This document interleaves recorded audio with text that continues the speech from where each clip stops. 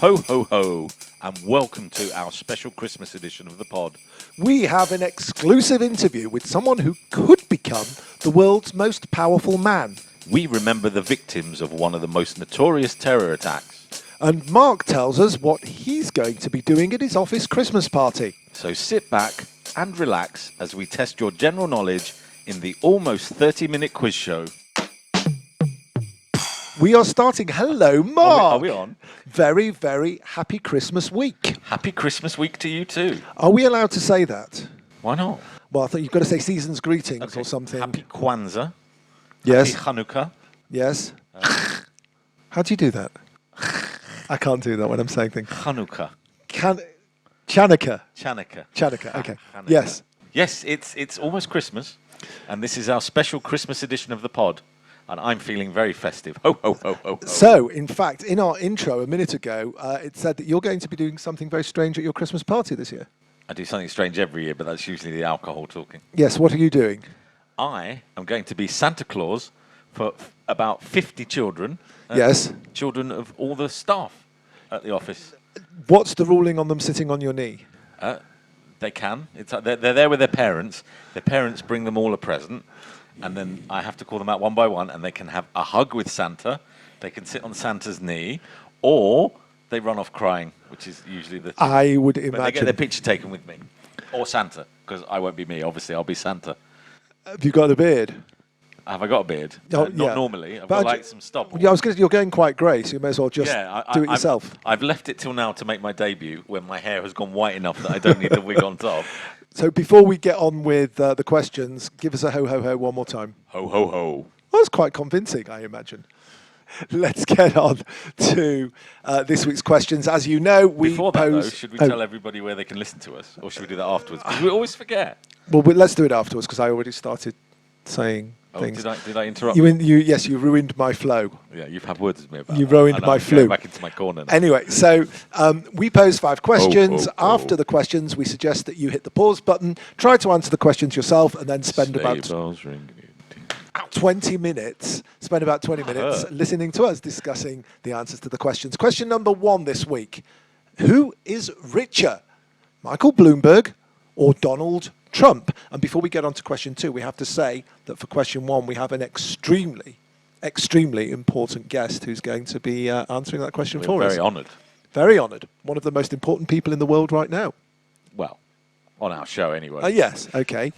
Question number 2, Mark. Question 2. Which airline's former terminal is now a chic hotel at JFK Airport? And number 3, Doctor, I feel like a pair of wigwams. What's wrong with me?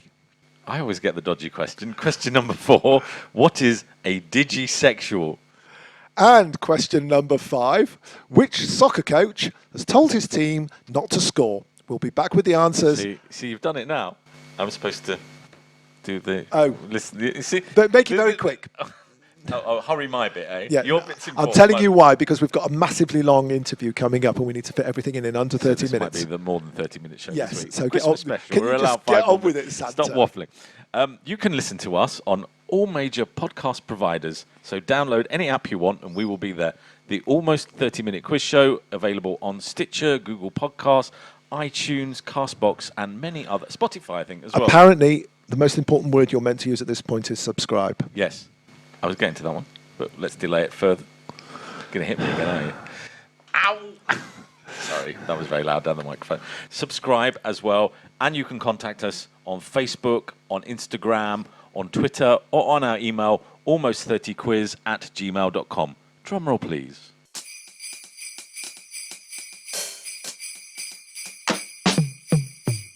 And welcome back.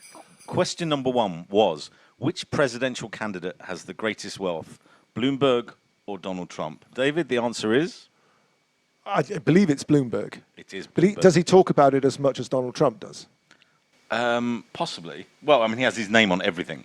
So when you have a TV channel Yes, with your you name can- on it, I suppose that's you talking about it, but in a different way. Anyway, that was a very, very brief discussion of the question because... Because on a almost 30-minute quiz exclusive, and for the first time ever, we're doing a live interview with a US presidential candidate. Delighted that he's actually in the room with us, and his name is Candidate Everyone. Yes. It's a very serious name. Obviously not a pseudonym. It's my birth name.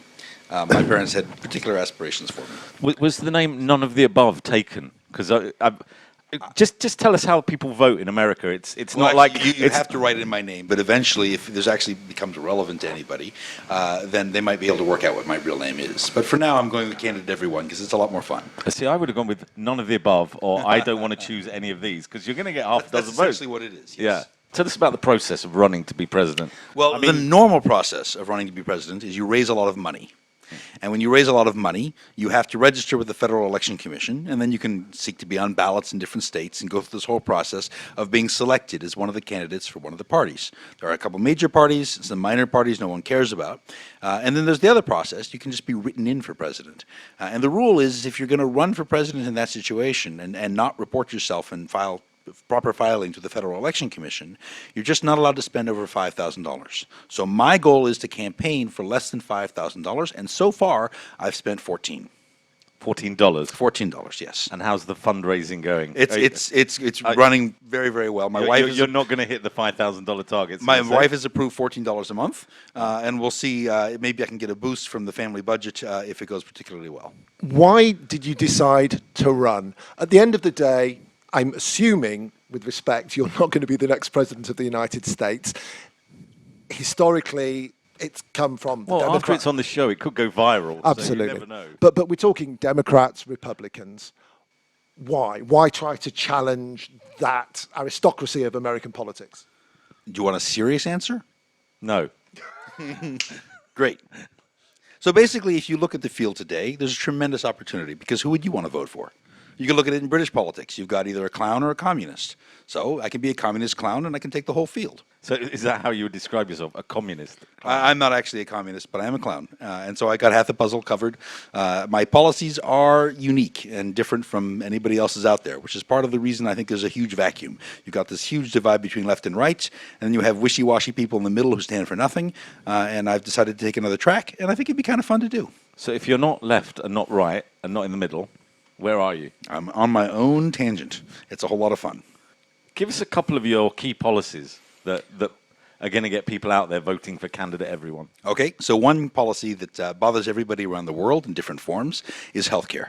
You either have the U.S. system, which is obnoxiously expensive and people can't afford it, and you end up with tremendous problems of continual cost rises. And it's part of the UK election at the moment is US healthcare and the worry that the UK may become like that. And the UK has its own issues. You have problems with lack of availability.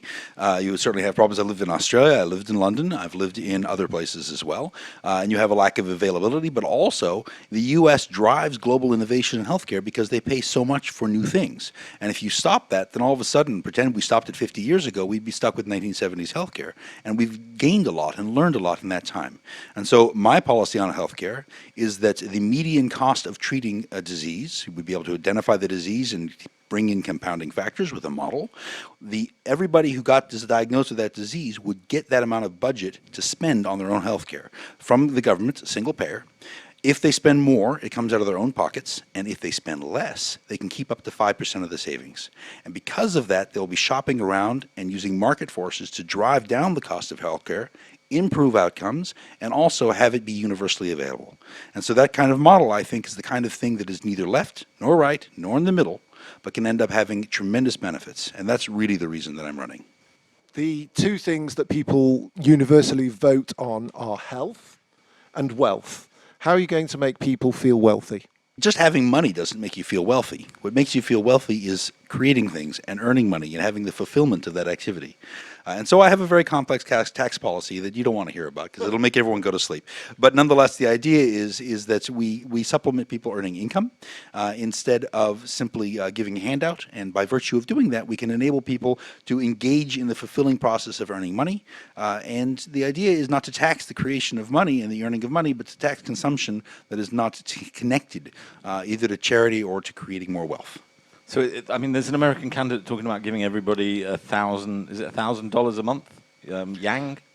I could certainly imagine, yeah, there's a lot of But very that's interesting doing American nothing. You're candidates. saying You have to do top something. Up. You top up, yeah. Basically, your initial bit of earnings, your initial bit of spending each month gets boosted by 100%. Let's say your first $10 becomes 100 when you're shopping at the supermarket, and then as you spend more, that boost turns into a reverse. It turns into a tax, and so you end up with a situation in which you help people out at the bottom, and then it turns into a tax over time. And you're not actually taxing people making money; you're taxing people who are spending a lot of money. But it's not a consumption tax or a sales tax that punishes the poor. I thought this was supposed to be a funny show. Okay, so here's a funny question. You're elected president, everyone, and the first day there's a red button put in front of you, and somebody says to you, oh, we don't like those nasty Chinese or Russians or Italians or... If he's a clown and there's a red button, does the thing come out at the end of the missile with like a piece of paper saying bang? So is the red button there just because people are trying to test what I do with it? It's kind of a personality test. I might press it. It'd be kind of fun. So it would be a lot of fun to be, the leader of the most powerful military in the history of humankind. So that's obviously hopefully, a little further down the road than what we're dealing with now. I actually think Trump wouldn't do anything. He's kind of the inverse of Theodore Roosevelt. He talks very loudly and carries a tiny stick. Don't tell his wife I said that. And so what you end up with is He's only got small hands. small hands. That's right. Yeah, we don't have to worry about the stick. So what you end up with is Trump may not be the most effective response in that situation, but that is a particularly interesting problem. And what you end up with is, I think, there's a real need for messaging. You have to make it extremely clear that you will react to that sort of thing totally out of proportion. If somebody engages in an aggressive nuclear activity like that, it has to be understood that there will be nothing left afterwards. The environment. Have you got your Are you going to become the Greta Thunberg of America? I don't think you guys are being very nice to me. No, I don't think I'm going to manage to be the Greta Thunberg of America. Wow, the environment, that's a question I try to avoid. Basically, my policy is avoid talking about anything serious because then people will pin you down and you won't be able to make them happy. Yeah, so the makings of a very good politician. That's absolutely right. Yeah, you have to avoid saying anything meaningful. How many people are going to vote for you? So far, I have 3. I would vote for him, and I think, Mark, maybe you would. I would if I was in America. Exactly. I'm afraid we're British. Shame you're not running in the UK elections. I want to have a job that matters. Ouch. Thank you very much, candidate everyone. And if people want to know more about Candidates Everyone, how can they do so? Visit my campaign headquarters at candidateeveryone.com. I think it's costing $1 a month. Is that your $14? You can go until after the election on $14. I can go for 7 years, or $14 a week. It's a very, very good number. Thanks for your time. Drum roll, please. And welcome back to the quiz. And after all of that politics, I'm afraid for a minute we're actually going to stay in a serious vein. But first the question. Mark, which airline's former terminal is now a chic hotel at JFK Airport? I've seen pictures of this one, so I know the answer. It's TWA. I don't know if people remember TWA, Trans World Airlines, I think they were, which is one of the major American operators, no longer flying. In fact, most of the ones from that era, Laker, and the one we're about to talk about now is Pan Am. Yes, exactly. It's now, pretty much to the day that we are airing this, the 31st anniversary of Pan Am Flight 103. Now, obviously, there was Pan Am Flight 103 every day, but the one that we're talking about in particular was the largest ever terror attack in terms of numbers of people killed in the United Kingdom, when a plane that was taking off from Frankfurt to Detroit, and as you were saying before we came on air, in those days, planes very often made multiple stops. So this plane was flying Frankfurt, London, New York, Detroit. And on the leg from London to New York, just a few minutes, about an hour or so? Probably 40 minutes. After takeoff, a bomb was detonated over the southern Scottish town of Lockerbie. 60 crew, 243 passengers were killed, and 11 people on the ground because a large part of the fuselage crashed onto a residential area in Lockerbie. One person eventually was found guilty and served a jail term for, about 10 years or so, but was then released because he had prostate cancer and he died in May 2012. But I've probably talked too much. There are still questions as to who actually was behind all of this, and I haven't mentioned Libya in my introduction. Yeah, I mean, Abdul Basit al-Megrahi, who was the person that was convicted, was supposedly a Secret Service agent for the Libyans, and he was handed over along with another colleague by Colonel Gaddafi at the same point as admitting guilt for this. This was part, I think, of an exercise of Libya trying to modernize itself and bring itself back to the Western world. And, you know, it's probably very difficult for the relatives to see 20 years later the person that supposedly was involved with this bombing, although Gaddafi maintained that he never ordered it. And it was the Secret Service that did it, shaking hands with prime ministers. There were certain people that were shaking hands with Gaddafi long before this reapproachment, but you know, there he was 20 years ago with all the world's leaders and being seen as a major reformer. The people of Libya then Felt went very differently and killed him in the streets. It took 11 years for Gaddafi to hand over the two men in the first place, and as we said, just al-Megrahi being found guilty. In 2003, so we're talking 15 years after the bombing, Gaddafi accepted responsibility and did pay compensation to the families, even though, like you said, he never gave the order, and it probably really was part of the attempt for him to be reintegrated into the international community. I mean, you would think if he paid that money, there was some guilt. I mean, if there was nothing going on in Libya, they wouldn't have admitted it. I mean, some of the families have found through research they think it was other terrorist organisations, but I wouldn't see him taking responsibility for something he didn't do, even if it then turns out to be what it was. Do you remember where you were when it happened? This is one of those moments where I do actually remember the story. No. 20th of December 1988. No, I don't. I was a student in Manchester at the time. I probably was. No, I was too. Yeah. But I remember I was volunteering at a children's camp. It was just before Christmas. We were waiting for maybe 100, 120 overprivileged children to turn up for camp. And I just remember waking up in a freezing cold morning in this school boarding area, just listening to the radio and absolutely shocked. I mean, now, probably 30 years later, planes being blown up doesn't tend to shock anybody anymore, which is probably the sadder thing. But yeah, no, it was quite an emotional thing to wake up and hear that. On that sad note, we're going to go to a break. When we come back, I promise you, it will be much more the joie de vivre.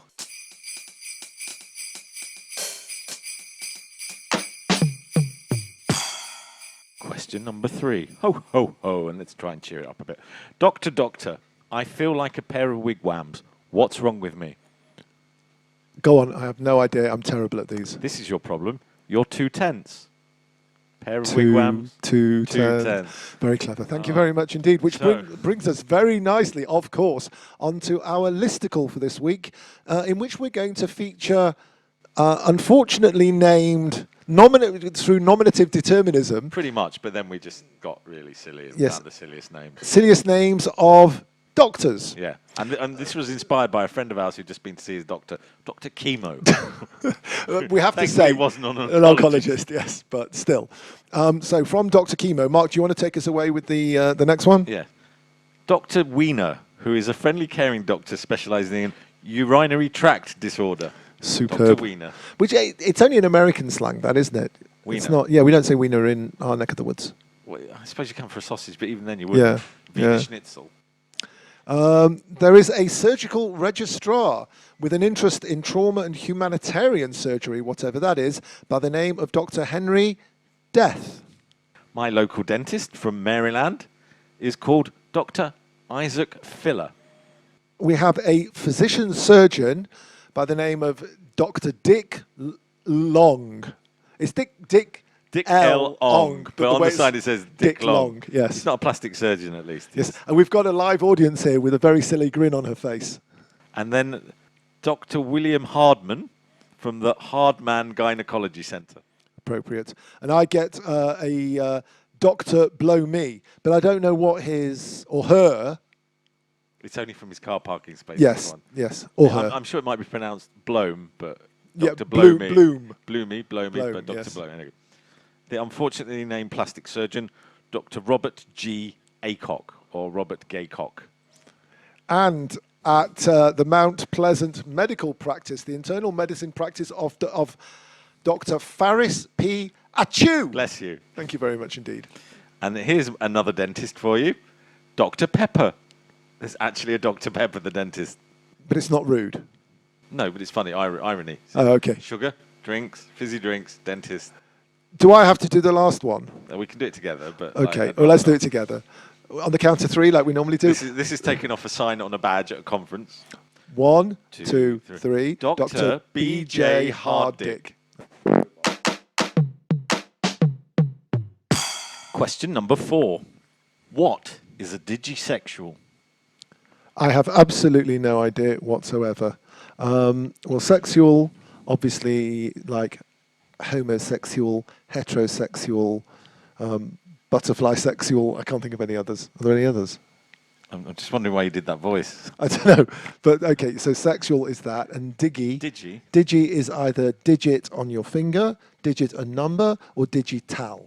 Yeah. So, well, thankfully it's not a digit as finger because that Right. could lead to an interest. Well, digisexual is somebody, I think, who has sex with electronic things and robots and others.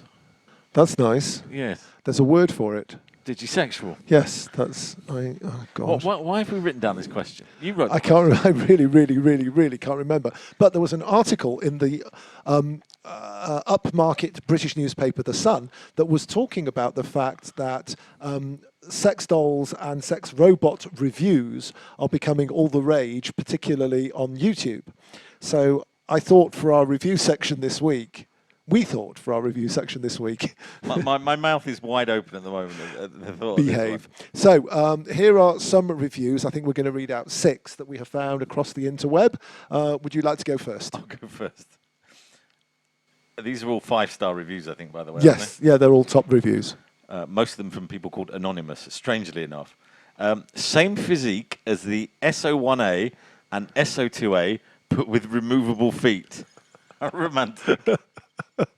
I like the bust chest on this figure, and I do plan on purchasing another one. But the figure I got the silicone on its left shoulder, it's slightly torn, and I just literally pulled it out of the box. I would show pics, but I'm at work at the moment.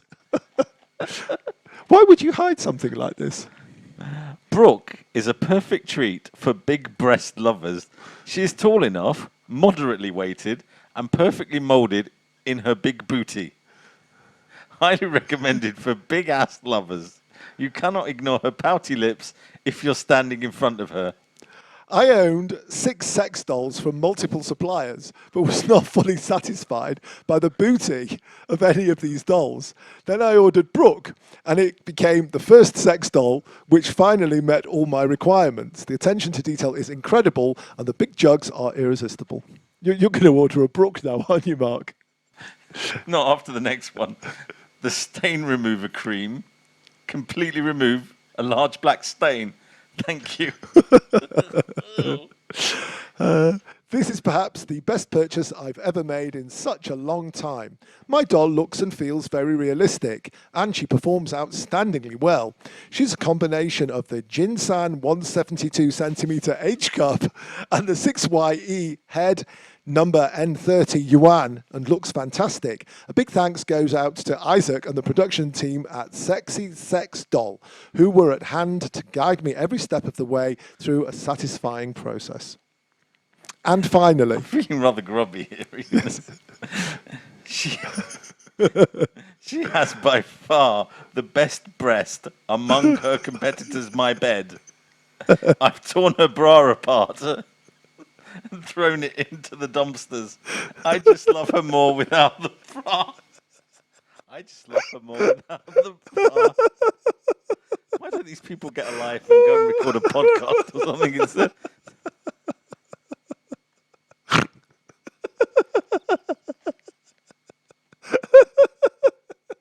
so the difference is you laugh silently. You can see me now. He's crying.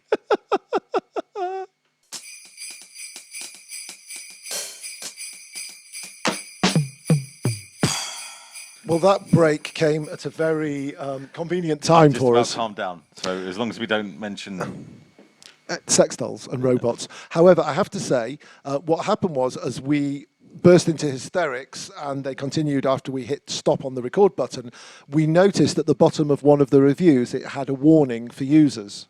which said choking hazard, not suitable for under 3-year-olds. So there you go. Please take that, please take that very seriously, folks out there. We'd hate to have a lawsuit on our part. Right. Talking about on my part. Oh, yes. Question number 5.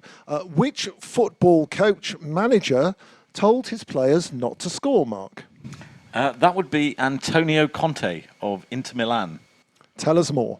Strangely, also from that great beacon of British journalism, The Sun, there's a story this week where Inter Milan star Lautaro Martinez has confirmed manager Antonio Conte's advice that his players should put in limited effort when having sex. Conte has always run a tight ship at the helm, including banning his players from eating ketchup. But his latest revelation caused quite a stir in a bid to maximise performance on the field. The Italian said during spells of matches, the players should not have sexual relations that last for long periods. They need to make as little effort as possible. The best position for them is if their partners go on top. And it's preferable that they're with their own wives. They are not obliged to put in an exceptional performance. I'm absolutely speechless. How dare he? How dare he get involved in the private lives of his players? You could say that, but it seems to be working because as we record, Inter Milan were top of the table, Right. having not been top of the table for years. Okay. In Conte's first season, they're doing very well in Europe, so maybe there's some logic to it. Lautaro Martinez, who is the star that confirmed it, is having a great season. Has so far scored 6 goals in 11 matches. But none in his own net. Well, his girlfriend seems quite upset by it, but I'm sure he's bagged the odd one here or there. Yes, indeed.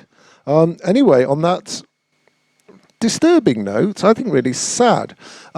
We should. However, I do know something that they could possibly use instead from China. What a robot doll Yes. thing? What to satisfy his wife? Okay, thank you for that. So you're obviously a very giving and kind and thoughtful and considerate Father Christmas, aren't you? Ho ho! Is there anything you'd like to wish everybody on this special Christmas Eve program, Santa? For those of you that are out there, children, press the subscribe button, and Santa will help you empty his sack. Ho ho ho!